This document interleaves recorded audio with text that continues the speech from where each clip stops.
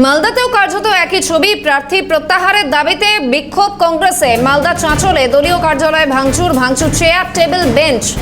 রাস্তার মূল ফটকের সামনে টায়ার জ্বালিয়ে বিক্ষোভ কর্মী সমর্থকদের। চাঁচল বিধানসভার কংগ্রেস প্রার্থী হিসেবে আসিফ মেহবুবের নাম ঘোষণা, আর তারপর থেকেই দলের একাংশ কর্মী সমর্থকদের বিক্ষোভ অব্যাহত।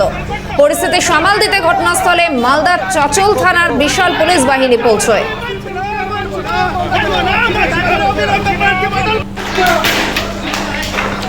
গোটা ছবি প্রতিবেদনের আকারে তুলে ধরেছেন প্রতিনিধি অভিষেক সাহা। দেখুন। প্রত্যাহারের দাবিতে বিক্ষোভে নামল কংগ্রেস। মালদার চাঁচল 1 নং ব্লকের ঘটনা। মালদার চাঁচল শহরের যে তরলতলা মোড়, সেই তরলতলা মোড়ে কিন্তু কংগ্রেসের কর্মী এবং সমর্থকেরা তারা কিন্তু তুমুল বিক্ষোভ প্রদর্শন করছেন।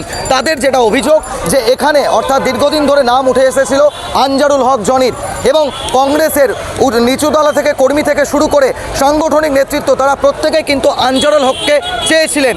এবং কি আমরা জানতাম 45 নং বিধানসভায় আনজারুল হক জনির টিকিট পাবে, এটা আমরা ডিসেম্বর থেকে সিদ্ধান্ত নিয়ে বসে আছি, এবং মাঝখানে কত মিটিং হয়েছে সেটাও আর কি জেলাকে জানা হয়েছে।